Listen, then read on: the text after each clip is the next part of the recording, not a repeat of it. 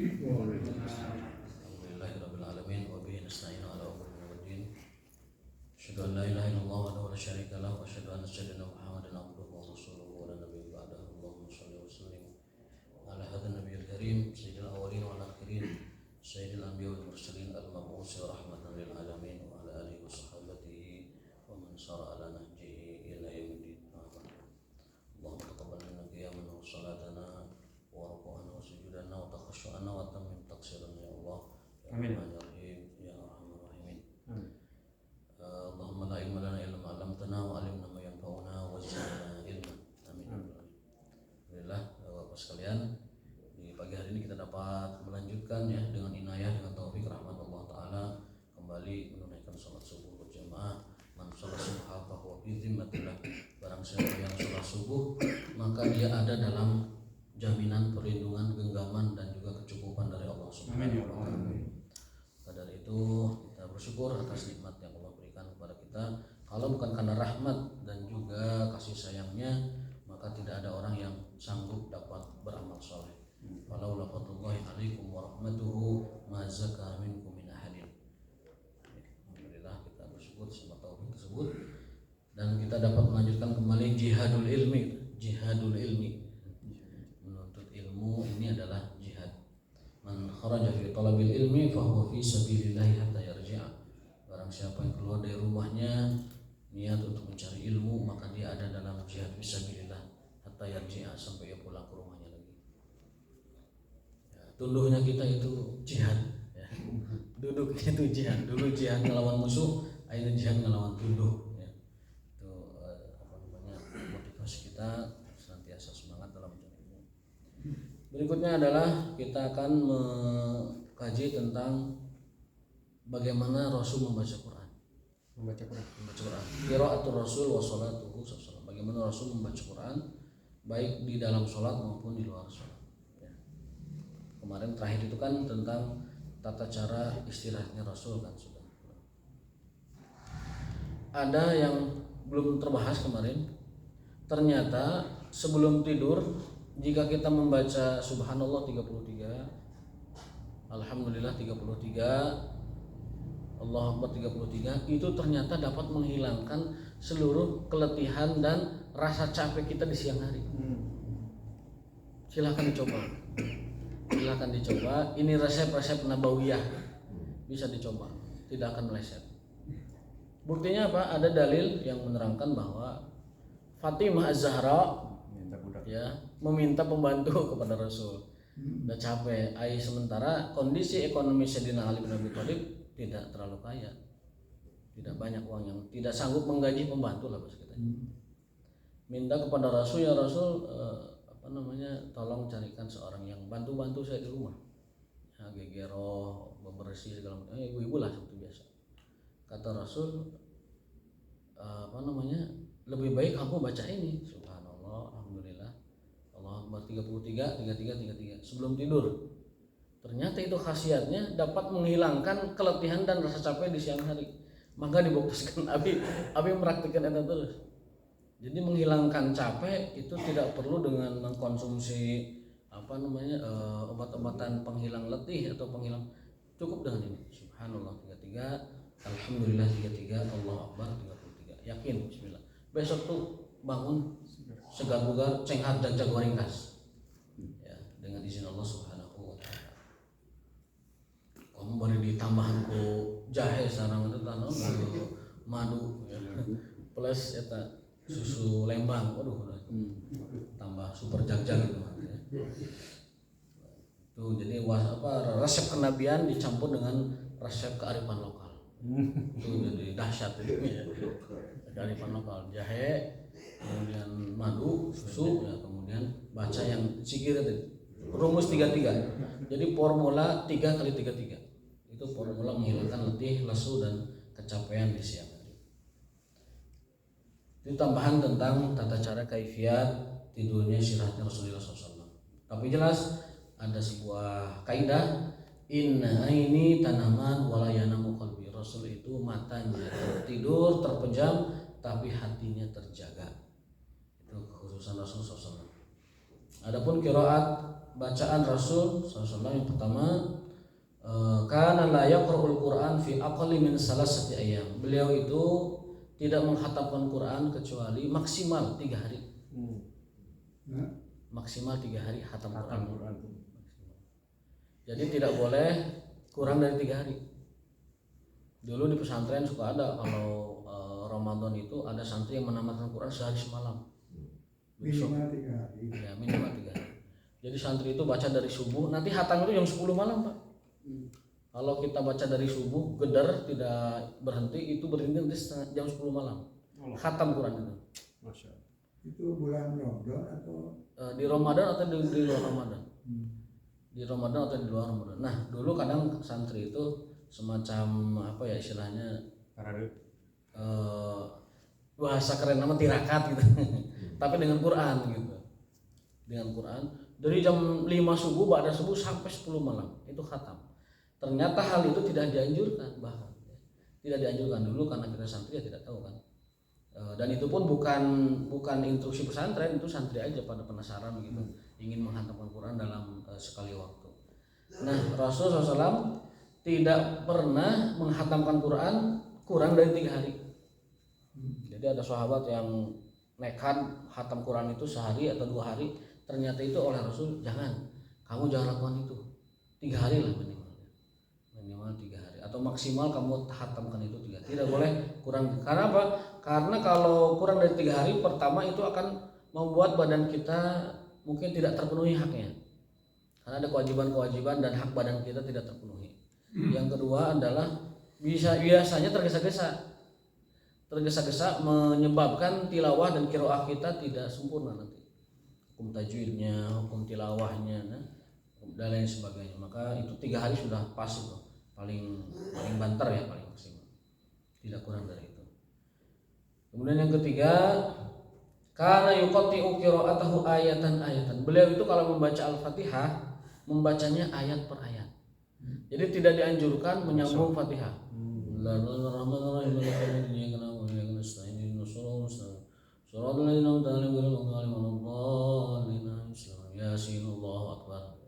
Tidak dianjurkan. Yang dianjurkan itu adalah ayatan, seayat demi seayat. Rasakan tadaburnya, rasakan munajatnya.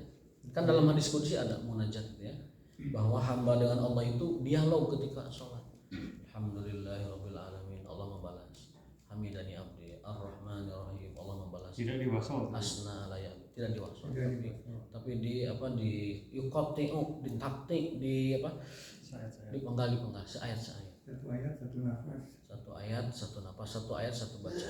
Rasakan munajatnya. Ar-Rahmanir-Rahim, asna alayya abdi, malik yaumiddin, majjadani abdi, iyyaka na'budu wa iyyaka nasta'in, wa li abdi ma sa'al.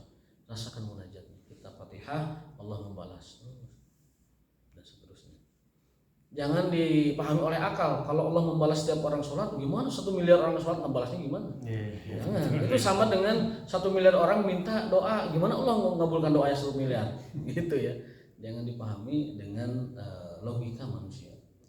Karena Allah dapat mengabulkan itu bahkan dalam satu waktu seperti itu. Summa yaqif ar-rahmanir-rahim. Alhamdulillah berhenti, ar-rahmanir-rahim berhenti, yaqif. Jadi waqaf, alhamdulillahirabbil alamin waqaf, ar-rahmanir-rahim waqaf, maliki yaumiddin waqaf, iyyaka na'budu waqaf. Jadi per ayat berhenti ya.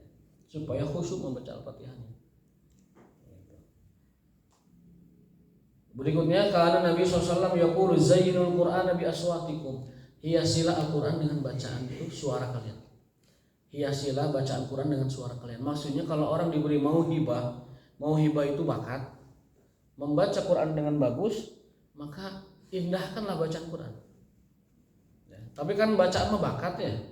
Jadi ada yang bagus, ada yang tidak, itu wajar kalau itu. Tetapi berusahalah membaca Quran itu dengan suara yang bagus. Zayyinu, hiasi Al-Quran, bacaan Quran bi aswatikum, dengan suara-suara kalian. Dalam keterangan lain, iqra'ul Quran biluhunil Arab, bacalah Quran dengan langgamnya orang Arab. Jadi Al-Quran itu dianjurkan dibaca dengan langgam orang Arab. Orang Arab sekarang ya lihatlah kaset-kaset atau di YouTube banyak ya. Bukan Jawa ya. Bukan langgam suatu daerah tertentu. kecuali memang dia tidak bisa kecuali itu. Menyengajakan membaca Quran dengan langgam daerah tertentu itu tidak dianjurkan. Bahkan khawatirnya itu kalau niat tertentu, khawatirnya justru malah membuat bias di tengah umat. Loh, Quran kok bacanya begitu? Nah ini tidak seperti itu Al-Quran. Tidak adab dengan Quran menurut saya. Kan tetapi Rasul menganjurkan hiasilah Al-Quran dengan suara indah kalian, seindah-indahnya. Nah jangan rada ngerebek dan lah. Yang penting berusaha membuat Quran itu indah. Berbeda dengan berbicara dengan sesama kita sehari-hari. Membaca Quran beda dengan membaca koran atau buku, diperindah. Dan indahnya itu usahakan seperti langgamnya orang Arab. Bagaimana orang Arab baca Quran ya kita bisa lihat sekarang di Masjid Nabawi, Masjid Haram di Mekah ya, masjid-masjid lain di beberapa negara Arab itu suaranya indah-indah. Saya dulu di kampung pernah ada imam baca Qurannya itu seperti baca pupuh Pak, pupuh Kinanti Sunda. Ada. Tapi saya ngobrol dengan salah satu jemaah di sana, kebetulan kawan kita, memang bapak itu bisanya itu. Nggak bisa yang lain. Ya udah kalau itu nggak apa-apa itu mah. Kalau memang beliau dari kecil memang itu yang bisa, tidak apa-apa. Karena la yukallifullahu nafsan illa wus'aha wala ikraha fid din. Tidak ada paksaan dalam agama, tidak ada paksaan dalam hal itu, dan juga Allah tidak membebani seorang itu dengan di luar kemampuannya. Kalau memang bapak itu bisanya itu, fattaqullaha mastata'tum, bertakwalah kepada Allah semampu kalian. Kalau kebetulan suaranya bagus, apalagi dia mantan akademi dangdut dan lain sebagainya, maka wayahna ketika dia pindah hijrah kepada Quran, ya, perbaguslah bacaan Quran. Baik itu dimujawadkan seperti Muammar Z zaman dulu, atau juga dimuratalkan seperti yang kita lihat di kaset-kaset YouTube Syekh Sudais, Syekh Surem, Syekh Muakili, Syekh Bandar dan lain sebagainya. Itu tata cara kita membaca Quran. Kalau mujawad berarti dia ikut langgam mazhabnya Mesir. Ya, mujawad itu seperti Pak Muammar Z itu ikut Mesir. Ya. Kalau imam-imam kita kebanyakannya ikutnya Masjidil Haram, Sudais. Fa inna sautal hasan yazidul Qur'ana hasana. Karena suara yang bagus itu menambah Quran semakin indah. Jadi Quran itu terasa indahnya ketika dibaca oleh orang yang suaranya bagus. Fa inna sautal hasan yazidul Qur'ana hasana. Suatu hari pernah di zaman Rasul ada seorang sahabat, kalau tidak salah namanya Ubay bin Ka'ab. Kalau tidak salah namanya. Beliau membaca Quran di sepertiga malam terakhir baca Quran malam, kemudian indah suaranya sampai malaikat itu turun dari langit ingin mendengar suaranya. Disebutkan dalam hadis itu kalqanadil, seperti lampion-lampion, seperti seperti cahaya-cahaya lampu lentera itu turun. Malaikat ingin mendengar suaranya sahabat tersebut, saking indahnya. Tetapi sahabat tersebut keburu menghentikan bacaannya. Kemudian berita itu sampai kepada Rasul. Rasul menjawab, Rasul mengatakan bersabda, demi Allah andaikan, ya, demi Allah andaikan Ubay ini membacanya tidak berhenti, maka malaikat akan dapat dilihat. Ya, kata Nabi SAW. Dan beliau menghentikan bacaannya dan lentera itu kembali lagi ke atas. Jadi malaikat ingin mendengar. Kalau ini Abu Lahab dan Abu Jahal juga mendapat dengar Al-Quran itu hadis. Orang-orang Quraisy memang sering mencuri dengar bacaan Quran Nabi SAW. Ya, itu dalam tarikh, dalam sirah, dalam sejarah memang disebutkan demikian. Orang kafir itu kadang kalau di majelis mereka sangat menentang karena gengsi kan, tapi di luar itu mereka mengendap-endap mencuri dengar.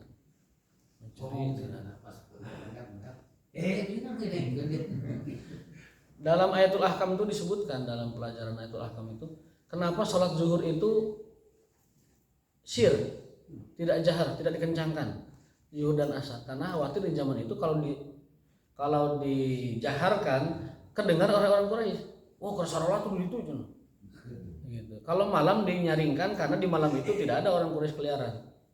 mencari-cari dengan begitu. Di antara hikmah atau sebab kenapa sholat zuhur itu tidak dibaca nyaring dan sholat isya subuh maghrib dibaca nyaring, karena sholat siang mah itu tidak ingin didengar oleh orang Quraisy, orang-orang kafir, karena akan membahayakan. Kalau sholat malam ya memang mereka tidak mencari-cari ya tentang sholatnya para sahabat. Itu di antara hikmah kenapa sholat zuhur asar pelan tidak dinyaringkan sementara yang lain dinyaringkan.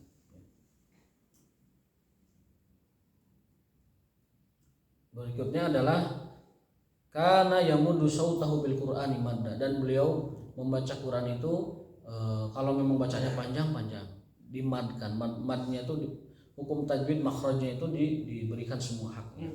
Karena yaqumu idza sami'a as-sarih, beliau itu bangun malam. Kapan bangunnya? Pas ayam berkokok, kongkorongok. Jadi ayam kongkorongok kan jam 3-an kalau di kita. Jadi beliau itu bangun malamnya pas ayam kongkorongok. Sekarang mah ayam kongkorongoknya sudah tidak kenal waktu masalahnya. Karena melihat lampu, ciga fajar tuh, ciga subuh jam 11 ada ayam kongkorongok sekarang. Jam 1, jam 2 karena sudah ada cahaya. Langitnya sudah beda itunya.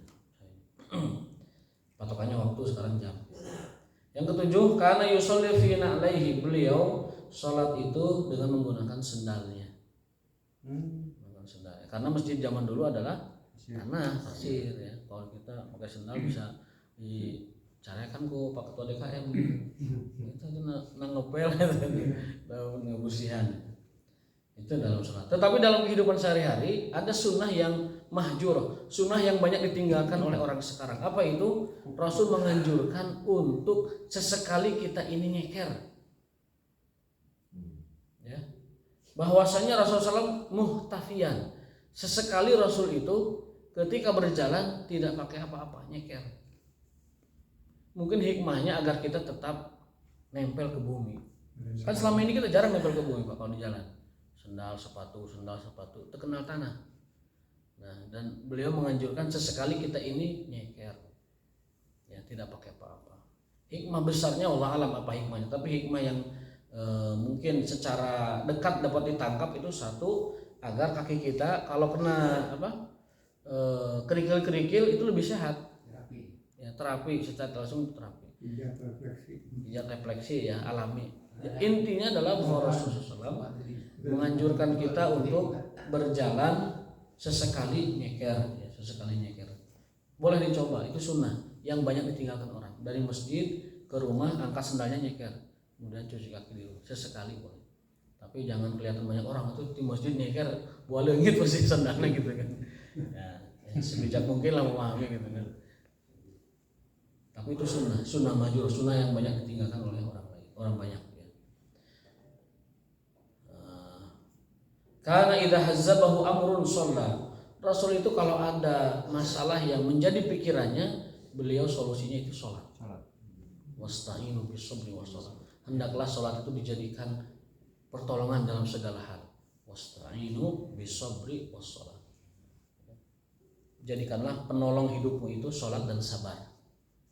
Dan itu berat kecuali bagi orang-orang yang khusyuk, yang hatinya itu berharap kepada Allah Subhanahu wa taala.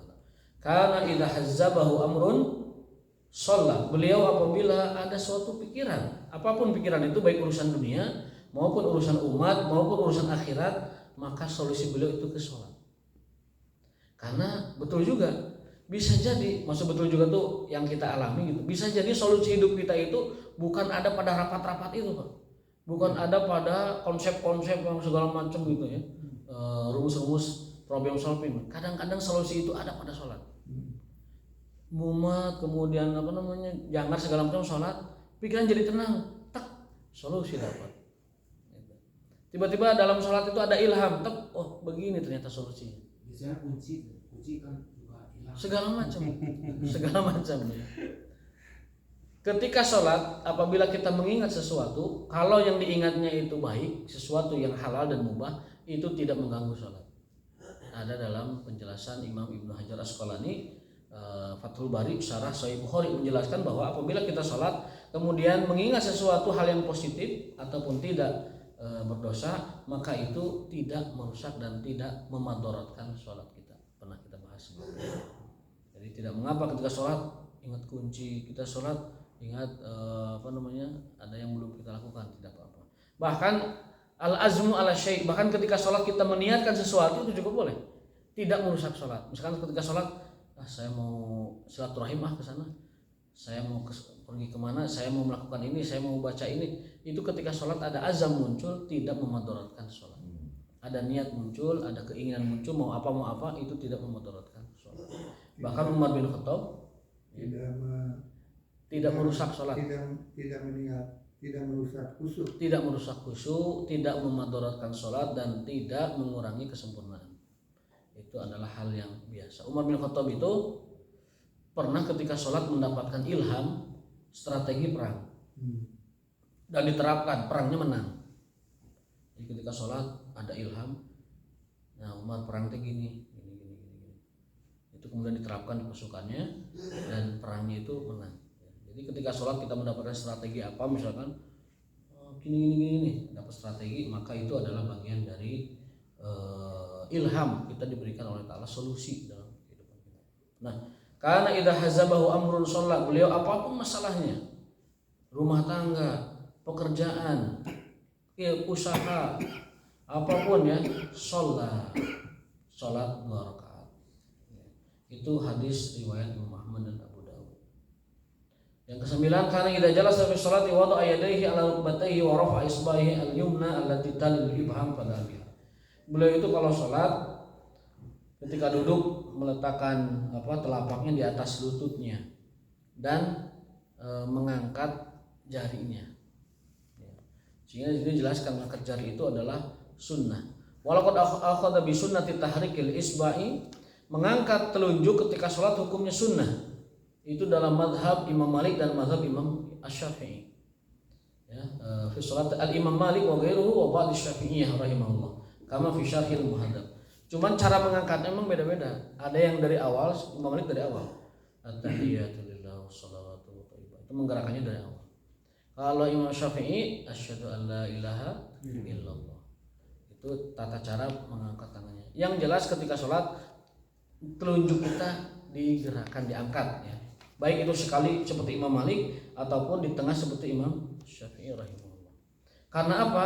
Pokok bayan Rasul menjelaskan hikmah kenapa kita menggerakkan jari kita adalah li'anna tahrikal isba'i yushiru ila tauhidillah. Itu adalah isyarat kepada tauhidullah. Isyarat kepada tauhid Allah Subhanahu wa taala. Li'annahu wa hadha tahrik asyadu ala syaitan min darbil hadid. Telunjuk yang kita angkat untuk tauhidullah itu lebih menyakitkan dan menghancurkan setan ketimbang dia dihancurkan oleh besi-besi. Jadi asyhadu alla ilaha, itu bagi setan itu paling berat. At-tahiyatulillah, itu bagi setan itu lebih berat ketimbang dihancurkan oleh besi dan baja. Baru sekali itu penggerakannya. Ya, Imam Malik sekali. Apalagi rajet kan setan. Rajet. Jadi bagi setan lebih menghancurkan, lebih membinasakan bagi setan ketimbang pukulan besi dan ini. Ya ini pertanyaan serius gue tadi. Kalau yang ini dengan ini mah oke lah. Tapi ada yang begini tadi, emang ada hadis yang begini tadi? Itu mah memusingkan setan ya. Itu mah. Ada saya lihat yang begini, ya Allah ya Rabbi, muter ya. Karena semuanya itu bermuara kepada satu lafaz, menggerakkan. Imam Malik sekali at-tahiyatu lillah, Imam Syafi'i asyhadu an la ilaha illallah. Ada juga yang menggerak-gerakkan. Kalau saya pribadi mengikuti Imam Malik dari awal. Yang menggerak-gerakkan yang punya dendam sengit ke setan. Mungkin. Yang jelas setan itu paling hancur dengan gerakan jari kita. Tauhidnya itu ya. Karena tauhid bagi setan itu berat, lebih berat dari pukulan besi dan baja. Li'annahu yaqrahu tauhid, karena setan paling membenci tauhid, sehingga itu menyakitkan sekali begini. Fa'alal muslim an yatba' rasul, sehingga bagi setiap muslim hendaklah mengikuti sunnahnya Rasulullah sallallahu alaihi wasallam. Bentar, itu saya lihat kalau orang-orang Arab ketika dia bertauhid bacaan imaniyah la ilaha, bahkan ketika ceramah dia sering begini tadi. Ketika dalam ceramah itu mungkin asyhadu an la ilaha tangannya diangkat. Itu Ya. bagian dari sunnah enggak? Itu isyarat tauhid. Ada dalam riwayatnya ada bahwa ketika beliau khutbah Jumat dan masuk kepada doa bahkan itu begini jalannya. Dengan angkat ini. Allahumma qfil muslimin muslimat wal mu'minina wal mu'minat al ahya wal amwat gitu. Mengangkat jarinya. Kalau di kita kan khotib hanya membaca doa saja kan, tidak mengangkat tangannya. Ada juga yang malu-malu karena ini podium ada batasnya ini gini. Tapi nggak digini kan. Mau gini mungkin disangka tidak lumrah di bawah podium. Jadi malu-malu gitu. Jadi mengikuti setengah sunnah, setengah sunnah gitu. Tidak apa-apa, yang penting ada niatnya untuk itu. Nah, berikutnya beliau bersabda lahiya asyaddu ala syaitani milhan. Itu adalah pukulan terberat bagi syaitan, bahkan lebih sakit daripada besi syaitan. Berikutnya kana yadahu, itu hadis riwayat Abu Daud Ahmad afwan. Itu hadis hasan, derajatnya hasan, baik, riwayat Imam Ahmad. Berikutnya ke-11 kana yadahu yumna ala yusra ala sadrihi fi shalah. Itu riwayat Ibnu Huzaimah dalam sahihnya. Dihasankan oleh Imam Tirmizi. Begini. Fatihah itu tangan kanan di atas tangan kiri di atas dadanya. Meskipun ada yang berpendapat itu di atas ulu hatinya. Imam Syafi'i di atas ulu hati. Kalau hadis ini di dada begini. Ya. Abu Hanifah itu di bawah pusar. Ya, orang India di bawah pusar. Ya, karena Hanafiyah. Mazhabnya Hanafiyah. Nah, cuma jangan terlalu tinggi banget. Jangan terlalu tinggi juga ya. Jangan juga terlalu bawah juga. Jangan. Jadi di atas dada gini atau di ulu hati. Yang nyaman lah ya. Ya, yang nyaman. Konon katanya kalau di ulu hati itu lebih menenteramkan karena ulu hatinya dikendalikan gitu. Lebih nyaman. Kalau yang di dada biasanya ini tangannya di sini tadi. Bukan begini dia. Teman-teman salafi Wahabi kayak gini. Iya. Kalau orang tasawuf ini buat menekan supaya tidak berpikir kemana-mana ya. Ditekan. Ininya begini posisinya. Nah, Begini. Dalam hadis itu 53. 53 itu 5 dan 3. Tiganya di atas begini, ini 2 ke bawah, ini 3. Itu ada di hadisnya. Beliau itu mengisyaratkan dengan 5. Iya Pak ya. Jadi ada hadisnya memang beliau itu ketika meletakkan tangan kanan di atas tangan kirinya posisinya 53. Nah, kalau yang ke pinggir ke sini? Itu mungkin dulu itu orang-orang yang kampung nggak gitu dulu. Mengambil riwayatnya mungkin dulu sholat khauf kan, zaman dulu sholat dalam kondisi takut. Pedang jangan bawa nyebut peperangan. Nah, keterusan itu padahal sudah enggak lagi. Dengan nyambut begini posisi ada kan. Kan ayat surat khauf itu fakhudhu hidrakum. Sholatlah dengan tetap waspada. Ya, begini mungkin. Tapi kan zaman sekarang tidak ada yang begini. Gini kan. Nanti masa sholatnya gitu. Nah, gitu. Atau gini kan ngokangnya. Ala kulli hal yang dicontohkan oleh Rasul adalah beliau meletakkan tangan kanannya di atas tangan kiri, posisinya 53 di atas dadanya. Dan tadi itu zaman saya kecil di Kalimantan, orang-orang Melayu Banjarmasin kan orang-orang ini ya, orang-orang NU lah, Safiyah itu semuanya begini tuh. Nah belakangan guru Wijaya Haji Terna Martapura itu kan wali lah, mereka di karangan orang Muhyiddin Kalimantan itu gitu. Ternyata emang guru Wijaya dibetulin, nggak benar begini kepikir katanya, kita nggak begini persis dijelaskan begitu. Nah setelah itulah mungkin karena itu pencerahan luar biasa kan itu viral lah kalau bahasa sekarang. Nah sekarang udah pada balik ke tengah. Nggak ada ya zaman saya kecil tuh di Kalimantan sholat yang di tengah gitu, semua ke pinggir. Setelah dijelaskan baru ke sini. Berarti itu ada perubahan paradigma besar-besaran ya. Di tengah kanan ya. Jadi di tengah ya, di atas dadanya atau di ulu hati. Kita biasa di ulu hati karena disebutkan itu lebih menenteramkan, lebih menenangkan. Ya boleh kita dua kondisi ya. Misalkan kalau lagi giat dan semangat kita ikutin hadis ini sedada. Kalau sekali-kali ikutin Imam Syafi'i ini atas perutnya. Sekali-kali boleh dong mengikuti Imam Maliki. Yang gini. Namanya. Boleh aja. Ya boleh saja, tapi mana yang kuat kuat pendapatnya begitu ya. Soalnya kalau di kita tujuannya si A, kalau di kita itu Si A di di kita tuh begitu tuh. Jadi apa namanya belum familiar di kita. belum familiar. Familiar. Afrika kan ada yang kayak gitu tuh. Afrika mana tuh? Ada di Sudah beberapa apa? negara yang karena mereka berpendapat irsal itu apa namanya Luruskan. meluruskan, melepaskan tangan tidak sedekap begitu. Itu namanya irsal. Ya. Adapun kita menggunakan tadi hadis di dada ala sadrihi fi shalah dengan ala di atas ulu hatinya. Mangga yang nyaman yang mana ya. Tentang ini tadi, mohon maaf ya, tentang gangguan ketika sholat. Kalau kita kan ingin sholat itu khusyuk banget, diusahakan nggak ada gerakan. Ternyata katanya Nabi itu ada gerakan. Kadang pernah katanya bukain pintu, pernah ada hewan berbahaya, itu benar itu? Yang kemarin itu yang hadis yang Ummu Salamah Oh iya, bisik itu. menegur Rasul, ya Rasul, bukankah tidak ada sholat pada asar? Kemudian Rasul maksudnya ke sana, kamu, saya lagi sholat gitu. Iya, iya. Itu Imam Syafi'i berpendapat, Imam Abu Hanifah juga berpendapat bahwa satu, qadha sholat sunnah itu boleh. Dan yang kedua, Imam Ibnu Hajar dalam Fathul Bari menjelaskan bahwa mengajak ngobrol orang sholat itu boleh. Ngajak ngobrol, ngasih tahu, Isyarat. ngasih informasi orang sholat itu boleh. Tetapi orang sholatnya tidak boleh membalas, tidak boleh menjawab gitu. Apa sih dina aja? Misalkan kita lagi sholat dan sunahnya itu didatangi di sebelah kanan di pinggir kasih tahu misalkan, saya pergi dulu. Nanti si bapaknya ngasih isyarat. Kalau misalkan gini isyaratnya, sabar dulu, saya ada perlu, kamu jangan pergi dulu misalkan. Kalau misalkan sana pergi. Gitu.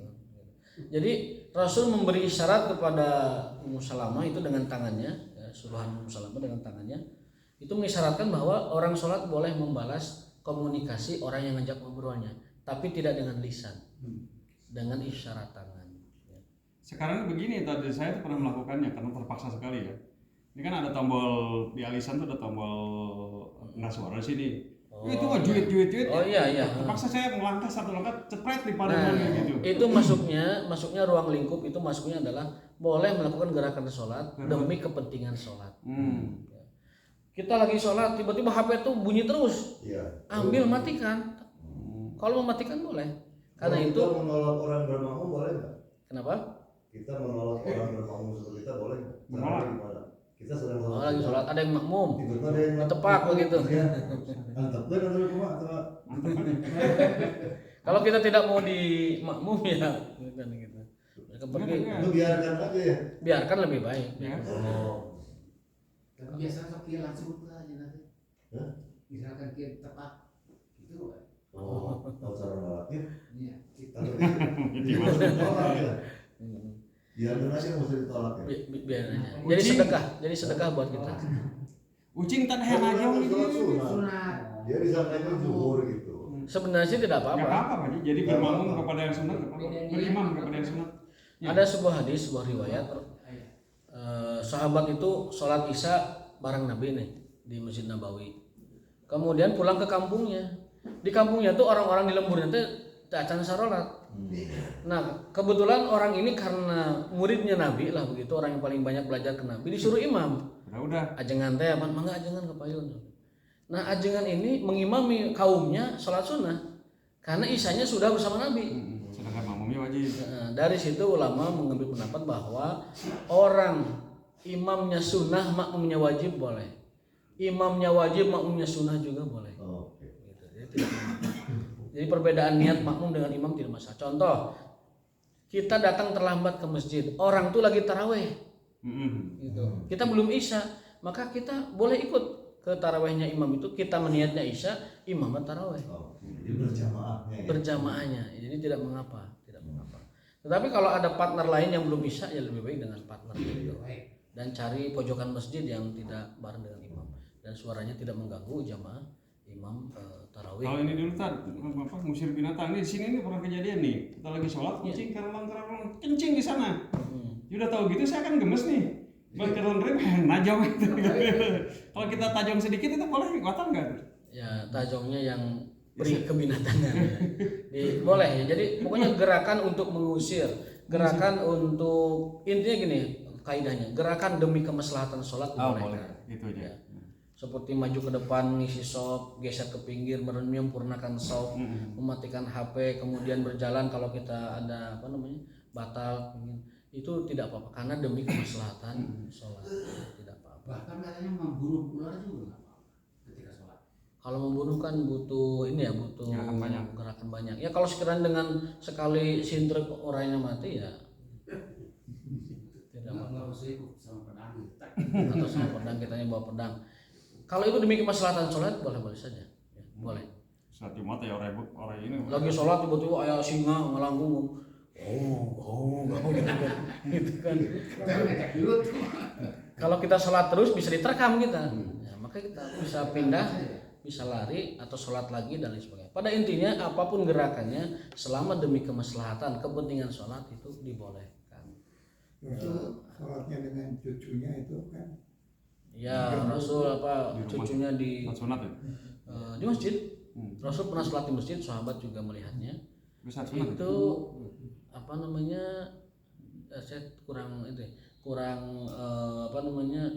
meneliti akurat apakah itu sholat sunat atau sholat wajib. Beliau itu sholat dan sahabat melihatnya itu ketika Hasan Husain itu nemplok di kepala beliau itu tidak mau mengangkatnya karena khawatir anaknya itu cucunya beliau itu terganggu lagi asik main kan begitu. Jadi sayangnya kepada cucu beliau itu sampai ketika beliau sholat pun cucunya ngagolayot begitu itu tidak mau diganggu, dibiarkan dulu sampai tenang baru beliau angkat kepala, takut jatuh juga kan. Berarti rumahnya dekat juga ya sini Ali ya. Dekat, Di masjid itu. dekat karena kan antara rumah beliau dengan mimbarnya Rasul itu kan raudhah itu jaraknya. Raudhah itu adalah ininya rumah Rasul, kemudian ininya adalah Itu kan yang Siti Aisyah tadi, yang istri-istri yang lain apa ngeliling sekitar masjid juga atau gimana ya? Nah itu ya memang yang paling dekat rumah Aisyah dan beliau itu kan dalam banyak kesempatan itu Banyaknya di situ. sehingga disebutnya itulah rumah yang menjadi perwakilan rumah beliau dengan masjid itu. Ma baina di antara rumahku dan mimbarku adalah taman-taman surga yang pernah saya sampaikan. Raudhah itu disebut raudhah artinya kebun surga karena itu adalah ulama berpendapat itu kebun beneran bahwa itu adalah taman surga. Ada juga berpendapat itu kebun kiasan bahwa antara jarak itu adalah rahmat, maghfirah, ampunan, ridho Allah Subhanahu wa taala dan doa dikabulkan di sana. Satu lagi ya. Mungkin kita penutup hari ini karena sore nanti syukurannya gitu. Syukuran bedah buku ya gitu. Tapi kalau masih ada besok-besok lanjut aja, masih ada kan? Halamannya banyak. Enggak, tidak semuanya. Enggak semua. Semuanya nanti. Kan kita ada Hanca Sahih Bukhari juga ya. Ada Hanca Sahih Bukhari. Kita nanti lihat kalau memang dirasa ini cukup di sini. Anil Aswad bin Yazid qala sa'atu Aisyata radhiyallahu anha an salati Rasul sallallahu alaihi wasallam faqalat kana yanamu awwalal lail thumma yaqum fa idza kana min as-sahari awtar. Beliau itu tidur kemudian bangun di sepertiga malam ya. Kemudian setelah itu sholat sampai mendekati waktu sahur dan witir. Setelah witir summa ata firasyahu, kemudian tidur sebentar. Sunnahnya itu tidur 20 menit sebelum subuh. Tidak melangsungkan, tidak meneruskan dari tahajud ke subuh, itu tidak sunnah. Sunnah. Ya, nah itu kemampuan kita untuk tidak bablasnya itu perlu latih ya. Salat tahajud, witir, tidur sebentar istirahat, baru ketemu subuh. Summa ata firasyahu, beliau mendatangi. Dan ini hadisnya banyak, saya banyak mendapati hadis ini bahwa Rasul itu tidur dulu sebelum subuh, ba'da witir. Fa idza kana lahu hajah alam bi ahlihi fa idza sami'al adzan wathaba. Tapi kalau beliau dengar adzan, sami'al adzan wathaba, loncat. Langsung cepat. Jadi kata Aisyah, beliau itu kalau lagi tidur dengan adzan loncat. Kita mah nggak tidur nggak loncat. Beliau mau tidur ngorejat langsung ya. Mulia ngarana aya kopi gitu. Ngarana balulung kopi lah teh sama cinteh gitu. Gitu kan neng teh mana gitu kan. Beliau tuh wasaba loncat. Idza sami'al adzan wasaba. Wa idza fa idza kana junuban afadha alaihim, kalau junub langsung mandi itu beliau ya. Wa illa tawaddu wa kharaja ila shalah. Dan pernah, ini kisah sedikit kisah lucu ya mungkin ya, komedi lah. Beliau itu pernah makmum itu sudah berdiri Pak, sudah bersaf begitu. Sudah siap sholat. Nah, beliau mau ngimamin lupa, belum junub, belum mandi, belum adus. Akhirnya beliau mandi dulu, pulang ke rumahnya mandi dulu, dan sahabat itu nunggu. Jadi kemudian beliau datang, wa kana yaqturu ma'an, dan air bekas mandi junubnya itu ngecelakan di bajunya itu. Rusuhan. Jadi ketika imam itu mau ngimamin belum adus, makmum wayahna kudu sabar. Gitu. Menunggu imamnya sina adus lah. Tidak apa-apa. Di Tasik mah kejadian tidak begitu. Itu mah sudah sholat. Imam sudah sholat baru ingat. Punten Pak, ambil tas adus lewat gitu. jadi si imamnya itu sudah mulai sholat, ya, kemudian lupa belum mandi. Akhirnya dia mundur ngalewas. Punten can adus, yang ini maju yang belakangnya begitu. Jadi memang belakang imam itu siap-siap kalau imamnya misalkan ingat belum adus, wayahna eta maju ke depan menggantikan imamnya. Nah itu beliau sallallahu alaihi wasallam. Kalau dilihat dari ini semua, betapa manusiawi beliau. Iya. Seperti kita pada umumnya. Ada kalanya lupa. Bahkan mau ngimamin belum adus kan begitu, adus dulu, sahabat nunggu. Kan manusiawi banget itu. Manusia sekali ya. Hanya saja beliau itu diberi wahyu, dibimbing wahyu, diberikan mukjizat, diberikan keutamaan, dan itulah yang menjadi sumber syariat itu. Wallahu minkum, wallahu taala alam bisawab, wa ma taufiquna illa billah. Subhanallah wa bihamdihi, asyhadu an la ilaha illa anta, astaghfiruka wa atubu ilaik. Wassalamualaikum warahmatullahi wabarakatuh.